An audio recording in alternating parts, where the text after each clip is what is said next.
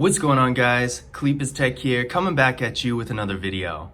In this video, we're going to be taking a look at the BLU G91 Pro. This is probably the best BLU phone I've ever seen, so in this video, I'm going to be going over everything you need to know about it to help you decide if it's the right phone for you. Now, before we go any further, I do want to remind you to go ahead and hit that subscribe button. It helps out the channel a lot. But that being said, let's get into the video. So this phone has a 6.7-inch LCD display with a resolution of 1080p, a PPI of 395, and an aspect ratio of 20:9. Typically, BLU phones do usually have decently large screens, but this one is a little bit larger than normal. And the bezels, like most BLU phones, are really thin, and overall the display looks really nice. We got a hole punch camera right up here, and this camera is 16 megapixels. I've always liked BLU's designs. They typically look really nice and modern, and usually they have hole punch cameras except for the super low end ones. But this one has such a nice placement, it really looks super clean, and overall the phone has a nice slim design, so that's good as well.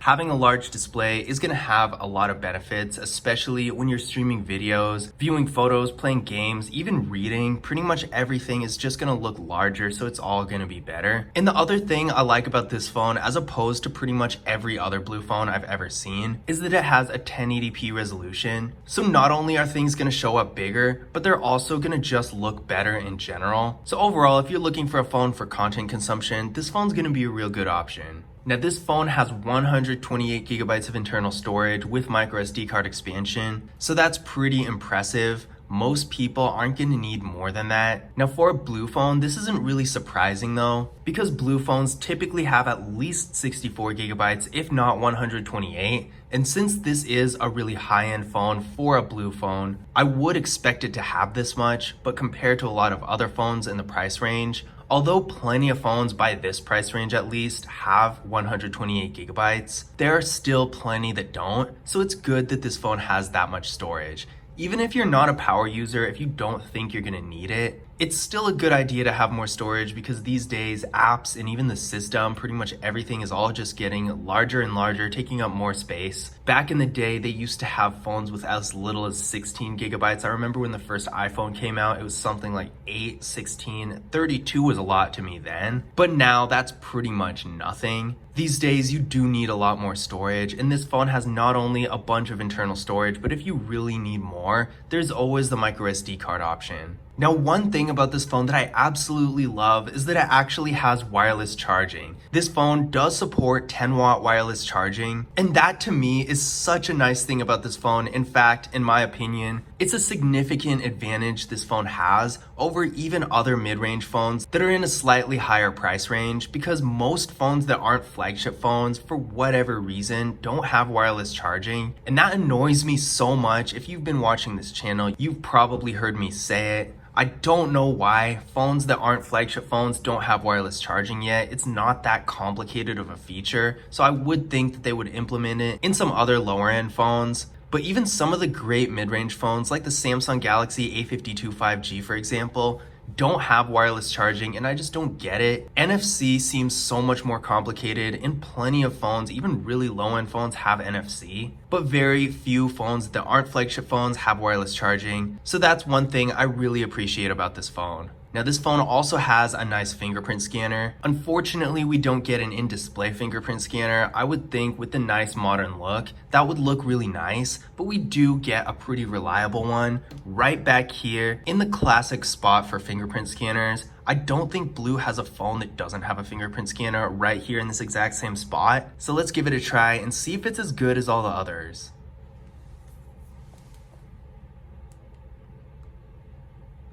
There we go, one more time.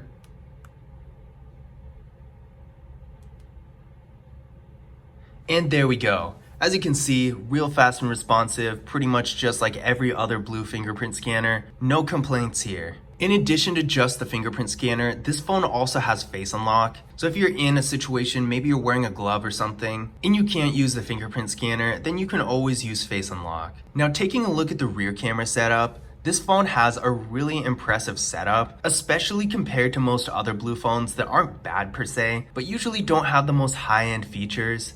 This phone has a 48 megapixel rear camera, a 5 megapixel ultra wide camera, a 2 megapixel depth sensing camera, and a 2 megapixel macro camera. So this phone has pretty much every flagship feature you could ask for. And in addition to that, it can also shoot 4K videos in the rear camera and 1080p in the front. So I would compare this setup to the Samsung Galaxy A32 5G. In fact, it's almost the exact same. And these pictures are really good too. This is a photo taken with the main camera. This was taken on a cloudy day, the lighting wasn't the best. Had to work with what I got, and honestly, I gotta say, I am impressed. This is a really high quality picture for a mid-range phone, especially a Blue phone. Again, not to say that Blue is bad, but their camera setup and overall photo quality has never struck me as really good. But this is really around mid-range Samsung quality, and that's really impressive. This is a photo taken with the ultra-wide camera. This is a really nice photo. The ultra-wide camera is really high quality and doesn't really distort the image when you use it. This photo was actually taken with portrait mode. This was even more impressive because in this lighting, I expected something to be blurred wrong. There's so many things that could go wrong when you're using portrait mode on a mid-range phone in this kind of lighting, but this picture looks really good. Okay, so these are a couple photos taken with a macro camera. I honestly don't really know what to expect from any macro camera for that matter because I barely use the feature. I would have expected the details and everything to be a little bit sharper, but for a macro camera, I would say it's definitely usable and I've seen a lot worse. So if you're looking for a phone with a great camera setup, I would say the BLU G91 Pro is really competitive with a lot of other higher mid-range phones like the Samsung Galaxy A52. I really do think it's up there with phones like that. So if you do want to take photos that you're going to keep for social media or something even more professional, I would strongly consider this phone.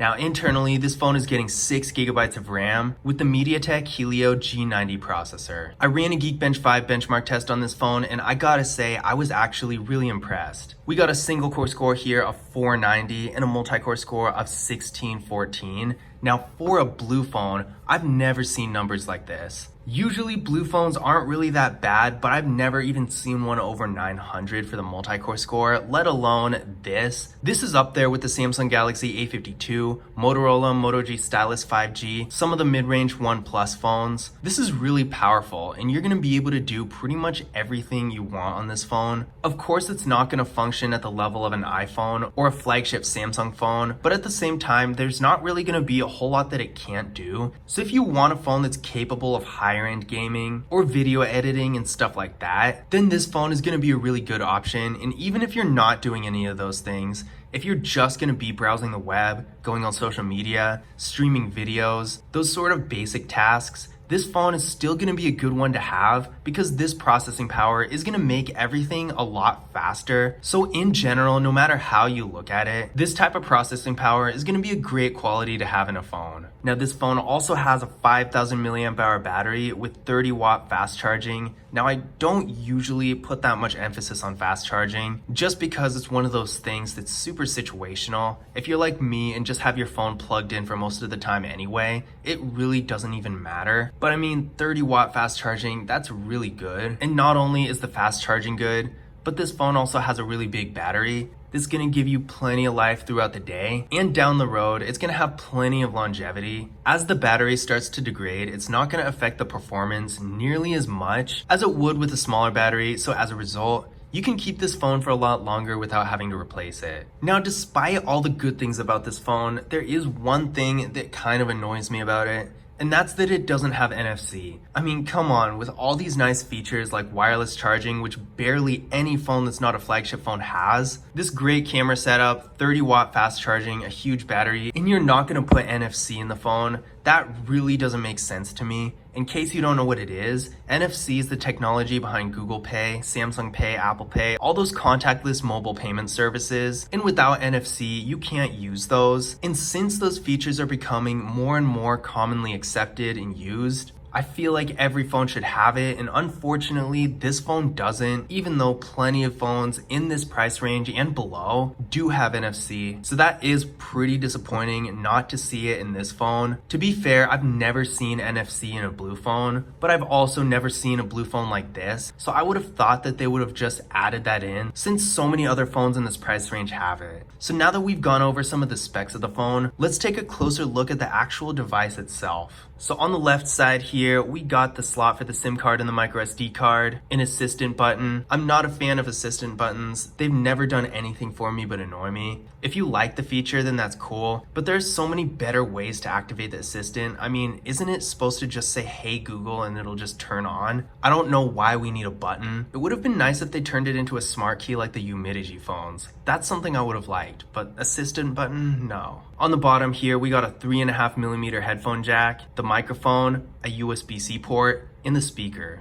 On the right, we got our power key and our volume keys. And on the top, we got the noise canceling microphone. On the back, we got our camera setup and our flash, and the fingerprint scanner right here. Overall, I really do like the design of this phone. It doesn't have much weight to it and it doesn't feel super premium, but the materials do feel solid. I like the matte finish. It doesn't pick up fingerprints too badly, so that's good. Overall, I do think it's a good design, and I don't have too many complaints. So in conclusion, my final thoughts about the BLU G91 Pro. I gotta say, this is by far the best Blue phone I've ever seen. Usually Blue phones are more entry level, pretty mediocre features, nothing too out of the ordinary or very impressive. But with this phone, you're getting really high-end mid-range features. The wireless charging was great. You barely ever see that in phones that aren't flagship phones. I was really impressed by the camera quality and the processor for a non-5G mid-range phone, especially a Blue phone, is really powerful. So overall, if you're looking for a mid-range phone that has a great camera setup, a really fast processor, and a good display, the BLU G91 Pro is going to be a great option. But I hope you guys enjoyed the video, and I hope you found this information useful as well. If you did, don't forget to leave a thumbs up and subscribe to the channel. And as always, I will see you in the next video.